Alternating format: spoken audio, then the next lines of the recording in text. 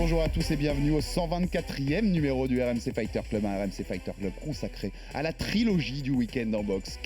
Saul Canelo Alvarez contre Gennady Triple G Golovkin qui se retrouvait pour la troisième fois à Las Vegas. Avec moi pour en parler, mon compère du Fighter Club, boxe, MMA et grappling, puisque vous en aurez cette semaine. Il est toujours là avec moi, monsieur Jonathan Macardy. Bonjour. Salut à tous, on peut se lâcher parce que j'étais super impressionné. Il y avait mon prof qui était en face de moi. Je me sentais pour l'épisode grappling, un peu timide, mais là, on pourra insulter du Mexicain. C'est parti, allez. C'est parti pour Canelo Golovkin 3. C'était plus Leonard Duran 3 que Ali Frazier 3 ou Fury Wilder 3. 5 ans après la première, 4 ans après la deuxième, Saul Canelo Alvarez et Gennady Triple G Golovkin se retrouvaient samedi soir à Las Vegas pour une troisième danse avec en jeu tous les titres des super moyens. Et si le doute persistait sur les choix des juges après les deux premiers combats, cette trilogie n'en aura pas laissé la moindre. La superstar mexicaine prend une décision méritée après un combat où le champion kazakh a bien fait ses 40 ans. Quel prochain défi pour Canelo? Stop ou encore pour Golovkin? Le RMC Fighter Club débriefe un des plus gros combats de boxe de l'année. The trilogy comes to a conclusion tonight for the undisputed Super Middleweight Championship. Canelo in his prime. Gennady Golovkin, who's 40 years old, but still says he has that match as Canelo scores. Step in left hook again. Here's the aggression we were waiting for. Canelo has the more explosive hands. Golovkin operating largely behind the jabs.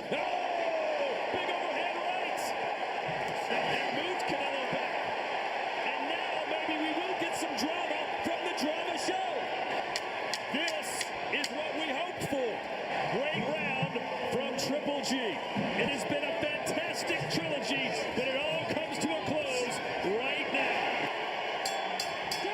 It is finished. And still, the undisputed super middleweight champion of the world, Saul Canelo Alvarez.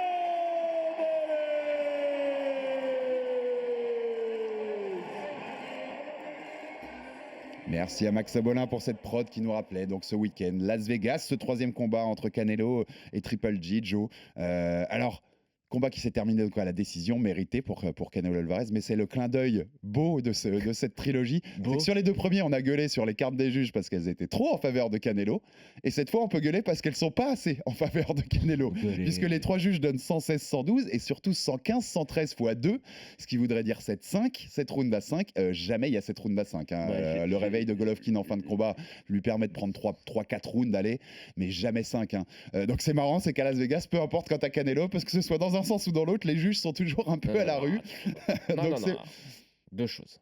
La première, moi j'aurais aimé qu'on n'ait pas cette discussion et que les cartes des juges reflètent la réalité des combats sur les trois combats. On aurait eu en fait, ça a jamais été Triple G qui aurait perdu très largement ce combat-là, sans souci, mais au moins Triple G aurait 2 victoires contre Canelo sur son box axe, ou une victoire et un nul. Ça, parce que là, moi, je vais commencer tout de suite. Je suis écœuré que Triple G, à la fin de sa carrière, on va regarder son palmarès, il n'est que des défaites, 2 défaites et un nul face à Canelo, pas de victoire. Pour moi, ça n'a aucun sens et c'est une anomalie d'histoire. On va en parler. Les vrais se rappelleront que Triple G a battu 2 fois Canelo. On va en reparler. Cette trilogie finit officiellement, puisque les deux ont dit que c'était fini, il n'y aurait pas de quatrième match. Non, ça sert à rien. Cette trilogie finit officiellement à 2-0-1, donc 2 victoires pour Canelo, 0 pour Golovkin, un match nul.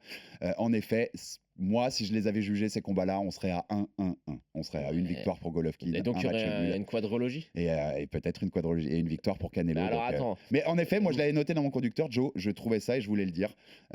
Golovkin n'aura jamais de victoire sur Canelo Alvarez. Et c'est un scandale par rapport à tout ce qu'on a vu. Parce que si on juge les 36 rounds, je me disais ça après le combat. Si on met les 36 rounds ensemble, je pense que pour moi, à mes yeux, Golovkin en a plus que Canelo. Ah bah oui. Donc qu'il n'ait pas une victoire sur ces trois, on le fait. 8-4 le premier, je pense qu'on est unanime. On était unanime là-dessus. 7-5 dans un sens comme dans l'autre. Ouais, dans un sens comme dans l'autre. Je vais être magnanime. Je vais les donner pour donner raison à Canelo. Ça fait 5 et 7, 12. 12 à 12. De 12 à 13. Ouais, non, si tu prends les 3, Canelo a gagné plus de rounds. Bah oui, tu peux. Ça dépend comment tu juges le deuxième. C'est toujours non, parce que l'écart est entre les deux. Non, parce que l'écart est tellement grand sur le troisième. Ouais, sur le troisième, il y a 8 rounds d'écart. Sur le troisième, il y a 8 rounds d'écart. On est d'accord. Sur le premier, tu en as 4 en faveur de Gennady. Et sur le deuxième, il y en a 2. Donc tu vois, au final, Canelo gagne plus de rounds. Mais ce que je voulais dire par là, la deuxième chose que je voulais ajouter, c'est tu disais les choses sont pas normales quand Canelo combat à Vegas. Non. les choses ne sont pas normales quand c'est Golden Boy Promotion. Il n'est plus chez Golden Boy Promotion. Du coup, ça donne défaite à la décision contre Bivol. Je pense que s'il avait été chez Golden Boy, désolé pour la théorie du complot, mais s'il avait été encore chez Golden Boy, je pense qu'il y aurait eu potentiellement au moins un juge qui aurait fait la dinguerie de lui donner le combat. Mais d'où Oscar de la Hoya, il a encore cette influence-là, ça me rend fou. Il vaut plus rien sur je le pense marché. il doit avoir des tips sur les juges, quoi. Je vois que ça, ou sur le mec de la commission athlétique. Des photos un peu bizarres. En tout cas, je voulais aussi te faire un clin d'œil parce que tu sais que dans le numéro de présentation sur ce Canelo Golovkin 3, tu nous avais fait une comparaison avec Manny Pacquiao, Juan Manuel Marquez. Le 4. Le 4, où tu espérais que Golovkin fasse ce que Marquez avait fait à Pacquiao. Et tu sais, en fait, avant le 4, entre Pacquiao et Marquez, à combien on en était dans la trilogie à 2-0-1. On était à 2 victoires Pacquiao. Tu vois ce que je veux dire, et ce nul comme le premier. Donc en fait, c'était là. Tu vois ce que je veux dire, le quatrième entre Canelo et Golovkin, c'est peut-être le quatrième que tu voulais voir entre Marquez et Pacquiao. Il faut jamais dire jamais. Puisque c'est au quatrième que Marquez avait éteint Pacquiao. Et t'as raison, on est en boxe, faut quand même jamais dire jamais, même si on dit non. Pourquoi ça peut arriver ? C'est qu'au bout d'un moment, ce que je veux dire par là, c'est que là, l'écart d'âge, 40 contre 32, les 8 ans, tu les sens vraiment. Parce qu'il y en a un qui est vraiment à son prime physique. Tout à fait. Et si tu fais Gennady 43 contre Canelo 35, les 8 ans, du coup, ça se ressent un petit peu moins. Ça va s'amenuiser, tu penses ? Oui, ça va s'amenuiser. Ce qui était aussi intéressant, la comparaison que je te faisais en intro, Joe, et on va rentrer dans le combat en lui-même. Duran, Léonard, 3. J'en parlais, c'était décembre 89, c'est 9 ans après le deuxième combat qui était le Nomas entre Roberto Duran, Sugar Ray Leonard, bien entendu, des Four Kings des années 80. Et ce troisième combat, il avait terminé dans les huées. On était au Mirage, c'était le tout nouveau Mirage à Las Vegas et ça avait terminé dans les huées. C'était trop tard, les deux étaient trop vieux. Il y avait pas d'intensité dans ce combat. Et on a un peu eu l'impression de revivre ça. 8 premiers rounds où Canelo enchaîne les rounds presque à deuxième vitesse. Tu vois, il n'a pas besoin d'accélérer trop, décrocher gauche, décrocher droit. Il avance, il n'y a pas trop de réaction en face. Je pense et contrairement à ce qu'il a voulu dire, où il disait qu'il allait venir pour Mexican style, le mettre KO, etc., je pense quand même qu'il y a une chose qui n'est pas partie chez Triple G, c'est sa puissance. Oui, et donc Canelo en avait peur. Canelo en avait peur. Mais je pense que il y a 2-3 échanges qui veulent rien dire en termes de points. C'est des rounds clairement à l'avantage de Canelo. Mais je pense que sur 2-3 échanges, il a dû sentir que fallait pas trop déconner. Que ça envoyait.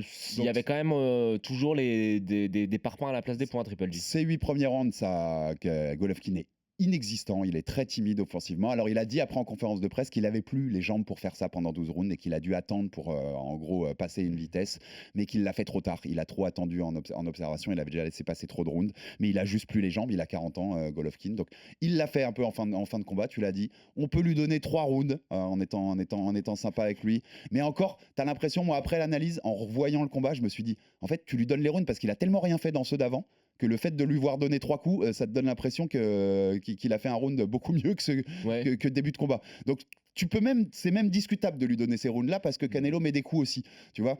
Donc il s'est réveillé mais trop tard. Il s'est réveillé trop tard. Moi j'avais mis tout simplement, il fait son âge quand même, Golovkin. On l'avait dit en présentation avec Jean-Philippe Lustig à qui on passe le bonjour. On avait dit c'est peut-être trop tard, 4 ans après pour faire cette trilogie. On avait tous pronostiqué Triple G, mais c'était un vœu pieux. Elle aurait dû avoir il y a 3 ans en fait cette trilogie. Pour qu'elle ait un peu plus de sens, elle aurait dû avoir lieu il y a 3 ans, l'année d'après le deuxième combat. Si la trilogie, tu veux lui donner un sens, tu fais le premier combat en 2015. Oui, mais je parle par rapport aux deux premiers qu'on avait là. Mais il faut, parce que ça, on l'a pas dit aussi. C'est que le premier combat, où que pour tous, Golovkin gagne unanimement, c'est quand même aussi, ça ressemblait aussi un petit peu à une sacrée arnaque, parce que Golden Boy Promotion, l'équipe Canelo, je dis pas que c'est Canelo lui-même, mais les promoteurs de Canelo à l'époque ont tout fait pour éviter Golovkin au moment où Golovkin était au sommet de son art. Bien sûr. Ils ont tout fait pour l'éviter. Donc au final, tu vois, il n'y a jamais rien qui a été dans le sens de Gennady Golovkin. Comme Mayweather avait évité Pacquiao à son prime. Exactement. Il n'y a jamais rien qui a été dans le sens de Golovkin. Et au final, là, ce qu'on a, c'est simplement la conclusion logique de la trilogie, où les cartes étaient un petit peu biaisées dès le départ. Alors Gennady avait sorti l'improbable en gagnant la première, même si les juges en ont décidé autrement. Mais je le répète, moi j'avais pronostiqué Gennady Golovkin par KO au 11e, toi c'était au 10e il me semble, Jean-Philippe Lustig par décision. Mais je pense que on savait que Canelo allait gagner.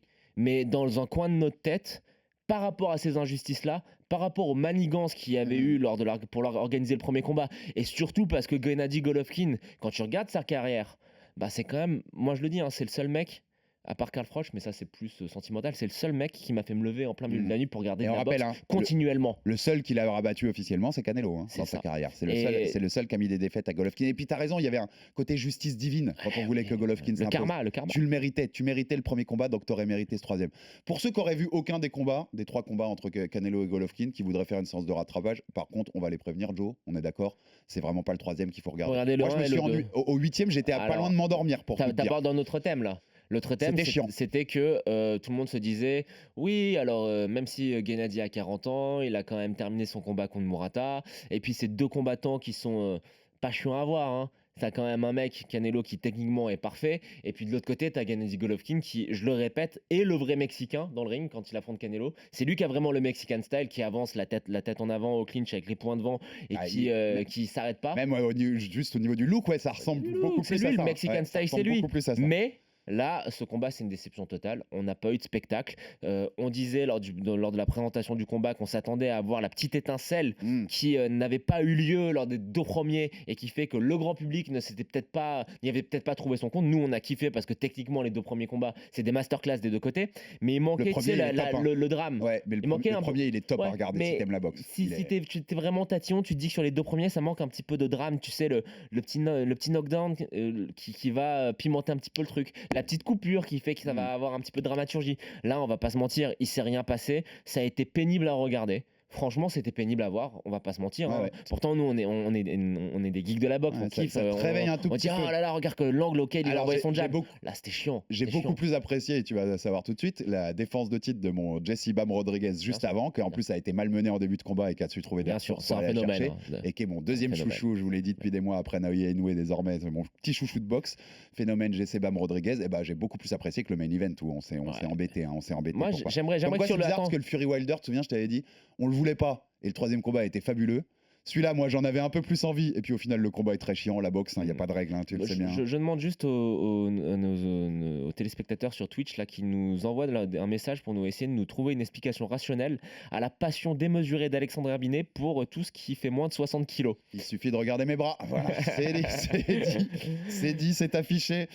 Il a fait son âge quand même pour qu'on finisse là-dessus sur Golovkin. Oui. C'est un Hall of Famer sûr. Hein. La première année où il sera éligible au Hall of Fame, il sera direct au Hall of Fame, Gennady Golovkin. Plus de 24 défenses de titre des moyens, je crois, consécutives. C'est un boxeur légendaire, mais juste, il était plus le même que dans les 2 premiers combats. Il y a une petite vitesse en moins. On rappelle qu'il est toujours champion WBA, IBF des moyens. Oui. Il est champion unifié chez les moyens, toujours. Dans l'arnaque aussi, on n'a pas parlé de ça. C'est que Canelo l'a quand même fait monter en super moyen. On en avait parlé en présent. Oui, mais Jean-Philippe, et je pouvais le rejoindre, disait oui, mais Gennady va être mieux parce qu'il n'aura pas à couper du poids en plus. Non. Il n'a pas l'ossature d'un super moyen. C'est même pas un très gros moyen, Golovkin, quand tu regardes. Il est grand pour la catégorie, mais il est pas large. Et déjà, alors ça, donc tu avais le fait d'avoir laissé Golovkin vieillir, plus le fait de le faire monter en super moyen. Bon, il n'y a rien qui allait dans le bon sens. Après, quand tu dis futur Hall of Famer, Jean-Philippe faisait une comparaison qui était très juste. C'est un petit Marvin Hagler. On va s'en rappeler au même titre que ça. Et moi, alors, les vrais... Et c'est pour ça que je disais, te rappelles ce qu'on disait, si il bat Canelo la première fois, ça change la destinée de la carrière, ça change la légende de Golovkin. Il n'y a pas de revanche, il n'y a pas de trilogie, je pense. Ça change la légende de Golovkin et c'est terrible pour lui de s'être fait enfler par les juges. Il y a peut-être la revanche. Sans doute la revanche quand même. Bon. Mais tu vois ce que je veux dire, ça change vraiment la vision que tu as de sa carrière. Après, je vais te dire, tu vois, je pense que les vrais, entre guillemets les vrais, quand ils regarderont le palmarès de Gennady, ils diront ouais, mais il a battu Canelo. Je pense que ça, on va s'en rappeler parce qu'il y a eu tellement de médiatisation autour des choses et le vol était tellement flagrant. Tu vois, la carte d'Adelaide Bird là, elle était tellement hallucinante. 118-110 Canelo, on rappellera. Adelaide Bird, c'était magnifique sur ce combat. Tu vois, c'était pas un vol, c'était un vol qui n'était pas discret, donc les gens vont s'en rappeler. Mais après, moi je le répète, 90% de ratio de KO dans ses défenses de ceinture. Il finit tout le monde quand il défend sa ceinture, sauf Danny Jacobs. Mais bon, il le déboîte quand même, voilà. Mais c'était un run qui était exceptionnel. C'est-à-dire qu'il y a un moment, tu te mettais devant un combat de Canelo contre des combattants haut de gamme. de Triple G contre des combattants haut de gamme, tu disais, en fait, je regarde juste pour savoir à quelle minute et à quel round il va le mettre KO. À quel moment il va l'exploser. Il y avait un truc qui semblait inévitable à son prime. Et ces deux, quand même, hein, d'ailleurs, à noter, hein, on l'a dit tout à l'heure, ils ont passé 36 rounds ensemble désormais, Canelo et Triple G. Ces deux combattants qui, à peu près, déchirent tous ceux qui ont été devant eux en carrière, hein, qui envoient tout le monde valdinguer ou presque.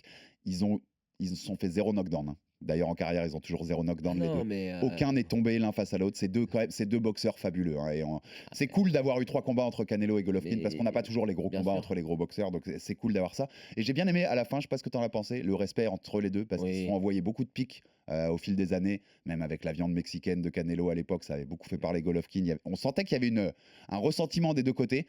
Et en fait, à la fin, comme d'habitude dans les sports de combat, gros respect, quoi. Et merci d'avoir partagé le ring et de telle guerre avec moi. Et d'avoir été un bon business partner. Et d'avoir été un très bon business partner. Une dizaine de millions de dollars dans ma poche. Très bon business partner.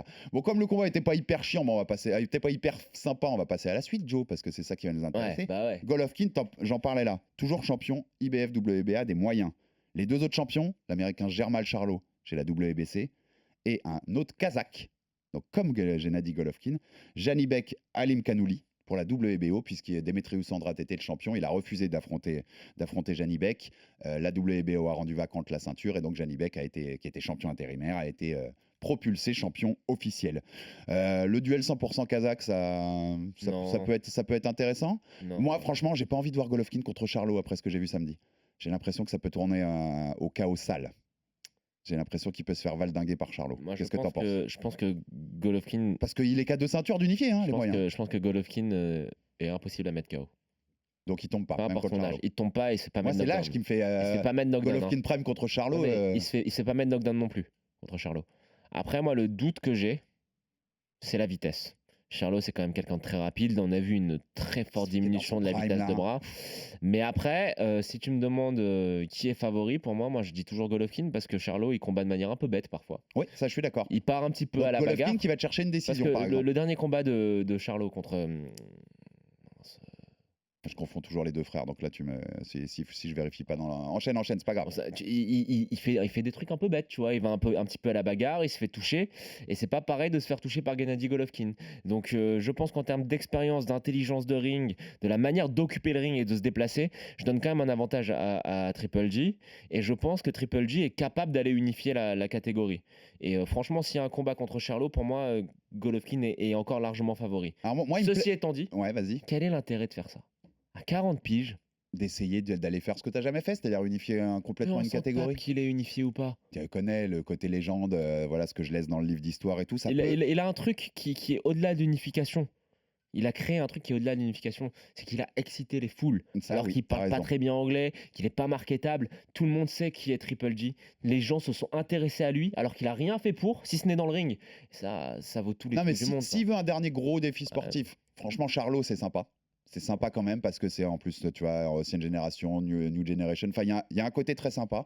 Si tu veux un côté, on va dire, jubilé, un combat contre l'autre Kazakh, un truc 100% Kazakh que tu essayes d'organiser au Kazakhstan, je sais pas, je pense pas que ce soit possible économiquement. C'est compliqué. Non, mais pas économiquement. Ouais, je sais bien. Mais tu vois ce que je veux dire, un truc un peu, alors pas forcément au Kazakhstan, mais un truc 100% Kazakh avec 3 ceintures en jeu, ça peut être un peu un côté jubilé pour. Ça va intéresser. Ouais. La vraie question, est-ce que tu as encore envie de revoir Golovkin sur un ring en fait ?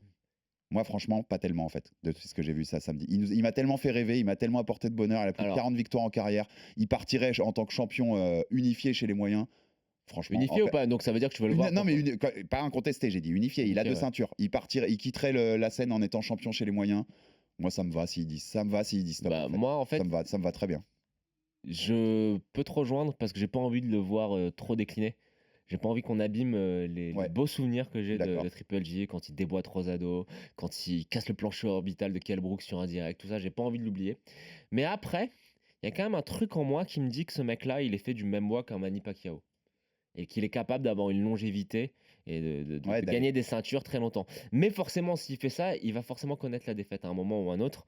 Et j'ai peut-être pas envie de voir ça. Non, il est bien conservé. Et puis, il faut quand même dire une chose. c'est que tu l'as dit, il s'est jamais fait mettre knockdown. Non, jamais. Mais c'est qu'il a une sacrée mâchoire, mais c'est quand même pris beaucoup de coups parce que même quand il a cette série de 16 KO, le mec il défendait avec sa tête. Il défendait avec sa tête. C'est son style. Et même samedi, il en prend quelques-unes belles aussi. Ouais, les crochets de Canelo pleine force ou les overhooks. Et il les prend, il les mange comme ça. Alors c'est ce qui a fait un petit peu son attrait, c'est que Abel Sanchez, quand il était avec Abel Sanchez, t'as l'impression qu'il lui a jamais appris à défendre. C'était ça le vrai Mexican style, c'est j'avance, je défends avec ma tête. Boum, tout mais droit. il s'est quand même pris beaucoup de coups. Bon, moi, écoute, je sais pas, je suis partagé. Je résume, je te rejoins, j'ai pas envie qu'on abîme les souvenirs que j'ai de lui, mais je pense qu'il a en lui de faire une Manny Pacquiao. Il a ce truc de continuer d'aller chercher des belles victoires encore dans les années à venir. Possible. Je pense. Je peux te suivre aussi, mais en fait, j'ai pas envie de voir Pacquiao contre Marquez. Je l'ai pas envie de le voir étendu au sol, Triple G, sur un truc où j'aurais peur pour lui physiquement, tu vois. Où j'aurais un moment de ouf. Manny s'en est bien remis. Ouais, bien sûr, t'as raison, mais voilà, un truc ça me ferait un peu mal au cœur. Donc voilà, mais bon, si je le revois sur le ring, j'adore ce combattant, donc ce sera avec plaisir aussi bien sûr, Joe. Petit clin d'œil à nos hommes du chat, parce que j'adore, je sais pas si c'est un troll exprès, mais ça fait plusieurs fois qu'il passe le film de Marseille-Francfort en lien dans le chat de Twitch. Merci Laurent Salvodon, merci. Je pense que c'est un vrai clin d'œil à toi, Joe, voilà, pour tes milieux de semaine un peu animés en Europe. Une parenthèse, tu le classes où? Alors ça va être dur de répondre, tu le classes où dans ton panthéon des moyens? Top 5, je pense quand même. Moi aussi. Ouais, top 5. Moi c'est pas au sommet, tu vois. Mais top 5. Ah ouais? Ouais, c'est Hagler quand même. Hagler, c'est au-dessus, quoi. En quoi c'est au-dessus? Je sais pas. Peut-être l'adversité? Ouais, l'adversité. Parce qu'il y avait les Four Kings. Et je pense qu'il va pas se mentir, c'est le côté Madeleine de Proust. Et c'est tu vois, des mecs qui m'ont fait rêver, moi. C'est les premiers combats de boxe que je regardais. Il y avait Hagler, Ernst, Léonard. Il y avait un truc en plus chez ces mecs-là. Et puis, c'est quel destructeur. Non, mais c'était pas la densité de la. Si, la densité fait au-dessus. Il a été beaucoup évité, on l'a dit quand même, Golovkin. Pendant toute sa série de KO, là, il y a des moments, tu regardais les adversaires, il fallait aller regarder qui c'était. Il fallait aller vérifier quel était le nom du gars. Parce que tu les connaissais pas. Il y a des beaux noms. Non, mais tu vois ce que je veux dire. Il y avait quelques adversaires. Rosado, c'est quoi, je compare un peu des fois qu'on compare en MMA avec Khabib, tu vois, où tu fais les 29-0, tu vois certains noms, t'hallucines, quoi. Mais le truc, c'est que c'était pas forcément de sa faute pour le coup, tu vois. Non, je suis d'accord. Il y en a, on va rendre hommage. Monzon, moi je mets Monzon aussi chez les moyens encore. Tu vois, je mets Carlos Monzon aussi encore au-dessus, mais pas pour la fin de carrière, pas pour l'extra sportif. Il y en a un quand même à qui il faut quand même rendre hommage, qui a toujours voulu affronter les deux, Canelo et Triple G. Billy Joe Saunders. Il en a affronté un. Il a laissé un peu voilà, on a vu, il a laissé un peu. Mais en super moyen, pareil. Un peu de santé, pareil, super moyen. Super moyen, pas moyen, puisqu'on sait que Canelo, il est quand même, c'est même en super welter, je crois, c'est ses premiers combats, voire même en welter, peut-être ses premiers combats. En welter, ses premiers combats. Ouais, en welter, les premiers combats pro. Et sa première ceinture est en super welter. Les premiers combats pro en welter. Canelo, on va finir sur lui, mon Joe. Canelo, il montre pas son meilleur visage dans le combat. Je sais pas ce que tu en as trouvé, mais c'est pas le meilleur Canelo du tout. Moi, à un moment, je t'ai dit, je me suis embêté dans ce combat. Je sais pas si tu as eu la même impression, j'ai eu l'impression que Canelo aussi, il s'embêtait un peu dans ce combat, à des moments. Qu'il en faisait le minimum. J'ai dit, il l'a fait à deuxième vitesse, d'accumuler les rounds dans la première partie de combat. Je te mets un petit crochet, il y a un moment, il met un beau overhand, ça touche bien, et il tourne le dos, il fait 3 pas, et il dit à Golovkin, en gros, reviens. Le Canelo d'il y a 5 ans, il met la même, il avance comme un ouf sur Golovkin et il essaie de le terminer. Oui, et tu vois ce que je veux dire? Loin d'être sa meilleure performance, pas très inspiré, alors je sais pas pourquoi, est-ce qu'il y a des problèmes même physiques, j'en sais rien. Comment tu l'as trouvé déjà le Canelo, globalement sa performance, t'es un peu d'accord avec ça? Et après on va parler de la suite pour lui. Moyen, mais au niveau de son adversaire du soir malheureusement, faut quand même le dire. Après il a affronté des combattants qui étaient en plus en fin de carrière qu'au début, CF Amir Khan, mais voilà, il termine. Là, écoute, je l'ai trouvé un petit peu emprunté, même certaines fois. Après, on peut aussi dire qu'il était en gestion, qu'il a respecté Triple G. Je pense, comme je te disais en début de podcast, que la peur de la puissance. La puissance de Triple G n'est pas partie et qu'il a dû le sentir sur 2-3 échanges. Ça, c'est un truc que tu sens quand tu es sur un ring avec quelqu'un. Après, je pense surtout que il y avait peut-être aussi la défaite contre Bivol dans la tête. C'est pas quelqu'un qui est habitué à perdre. On a vu comment il a réagi. Je pense que souvent, quand un boxeur perd, il y a quand même un petit combat de retour qui est organisé. Là, son combat de retour, c'était quand même contre son rival historique, parce que quand on fera la fin de la carrière de Canelo, on ne sait pas comment ça va se passer contre Bivol, mais à l'instant T, c'est le rival numéro 1 de Canelo. Et puis voilà, bah écoute, il a très bien dit ce qu'il voulait, c'était la revanche contre Bivol, donc champion WBA des mi-lourds qu'il a battu à la décision. Il va falloir montrer autre chose. Hein. C'est ça, c'était en mai dernier, sans aucune discussion possible pour le coup. Hein, il a archi dominé ce combat, alors, il était au-dessus. Tu sais, deux questions. Toi, c'est ce que tu veux aussi? Oui. La revanche? Oui. Alors par contre, moi j'ai l'impression, et tu me donnes ton avis derrière, moi j'ai noté sur mon conducteur, j'ai dit, pour moi le style Bivol, c'est le poison absolu de Canelo, et je pense pas qu'il est l'antidote en fait. Moi je pense que s'il y a la revanche qui doit être organisée, il faut qu'elle se fasse pas avant 6 mois. 6 mois pour... Bivol doit affronter Ramirez. Hein, voilà, Ramirez. Très bien. Ouais. 6 mois, pas forcément pour travailler techniquement, mais pour déjà devenir un vrai mi-lourd. Je pense que son premier combat, il le fait en super moyen qui coupe pas de poids, ce qui est quand même un petit peu con. Alors après, Bivol, c'est pas non plus un mi-lourd énorme. Tu regardes lui et Beterbiev, c'est pas les mêmes gabarits, tu le vois. Je pense que Beterbiev coupe quand même plus de poids que Bivol. Mais je pense que Canelo a peut-être pris ce combat-là, ce premier combat contre Bivol, un petit peu par-dessus la jambe. Là, moi, si j'étais dans le camp de Canelo, je dirais écoute, on fait 2 mois de prépa physique. Tu prends un peu de masse propre, sans perdre trop de vitesse. Tu prépares vraiment bien ta montée et puis après on repasse 2 mois à vraiment bosser sur les ajustements techniques, etc. parce qu'il y a quand même beaucoup de choses à travailler. Triple G sur les rounds qu'il prend. Alors certes, Canelo avait un petit peu levé le pied de la pédale d'accélérateur, mais tu sens quand même que il est embêté 2-3 fois quand Triple G commence à tripler ses jabs par exemple. Exactement. Ça il l'aime pas. Contre un mec qui a un bon jab, très étonnant parce que vu comment il domine le début de combat, il est très vite embêté. Mais ça c'est significatif. Tu regardes le premier combat contre Bivol et ce combat-là contre Golovkin, dès que son adversaire a un bon bras avant, un bon jab et qu'il commence à le doubler, le tripler, il aime pas trop ça parce que ça lui demande des angles de déplacement qui sortent un petit peu de sa zone de confort. Donc il y a quand même un petit travail technique à faire. Après, est-ce qu'il réussit à le faire? Moi, je te dis, c'est pour ça que je notais, c'est un poison dont il n'a pas l'antidote. Moi, je pense qu'il ne trouvera pas l'antidote. Je pense que c'est le truc, c'est le style qui lui va pas. Alors, moi, je pense que j'ai beaucoup dit et montré mon mécontentement sur Canelo avec toutes ces histoires. Moi, je pense qu'il a en lui de faire les ajustements et que c'est un champion hors norme. Il a une mentale qui est extraordinaire, une éthique de travail qui est très forte. Désolé de parler comme ça, mais il a des couilles en titane aussi. C'est le dernier, peu importe ce qu'on dit, hein, c'est le dernier, en effet. Hein.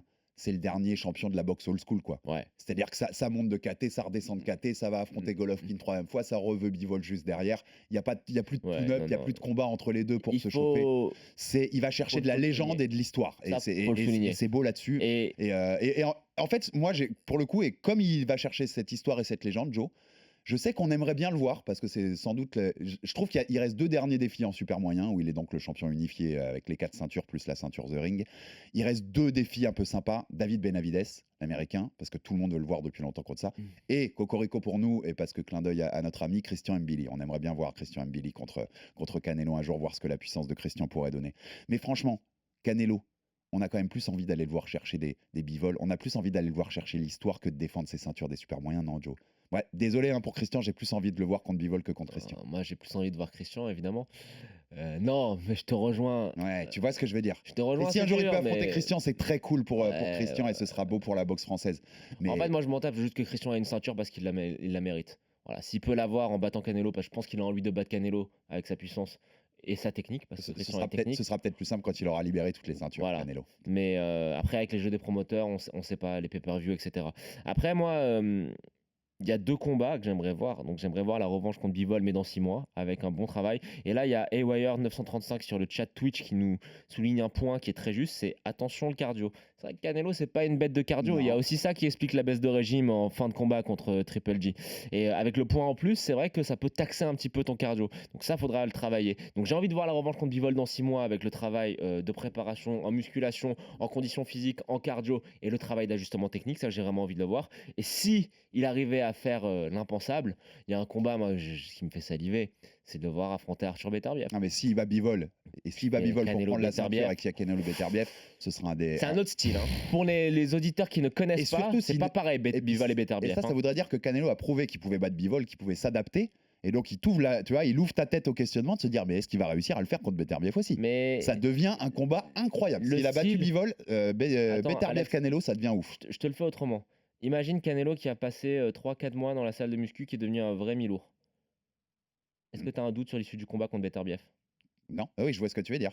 Pour moi, techniquement, si, c'est bien. Si le gabarit est ajusté, techniquement, c'est bien plus facile d'aller battre Beterbiev que d'aller battre Bivol. Souviens-toi, avant le premier combat contre Bivol, je vous l'avais souvent dit. Pour moi, Bivol, le style était beaucoup plus chiant que celui de Beterbiev. C'était le pire mi-lourd pour Canelo. Beterbiev, il faut que nos auditeurs comprennent bien. Beterbiev, c'est un style qui est plus dangereux. Oui. Parce que tu as toujours la possibilité de te faire mettre KO parce qu'il a des matraques à la place des mains. Mais c'est moins dur parce que techniquement, Beterbiev, c'est plus rustique, c'est moins raffiné. Il va être chiant parce qu'il va pourrir le combat, il va aller au corps à corps. Et puis il est puissant.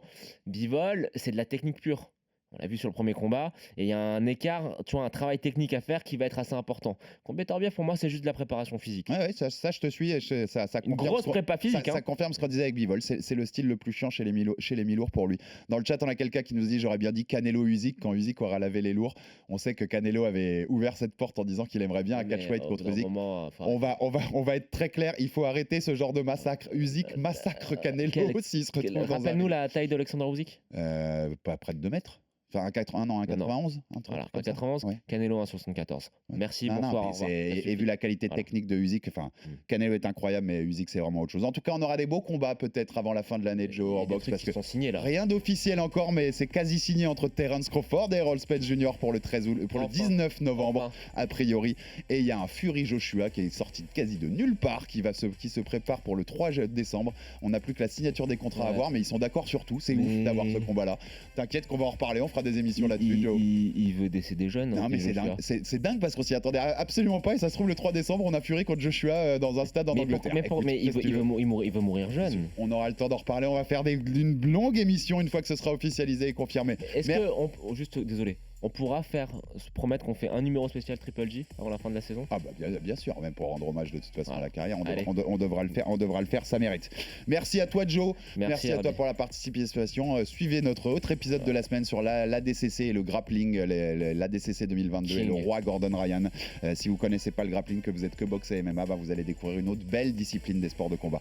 Merci à tous et à la semaine prochaine pour un nouvel épisode du RMC Fighter Club où vous retrouverez Manon Fiorot et Aldric Cassata du Boxing Squad de Nice, la combattante UFC, 2 amis de la famille Fighter Club, et on est déjà ravis de les recevoir la semaine prochaine. A très vite pour un nouvel épisode du RMC Fighter Club. RMC Fighters Club.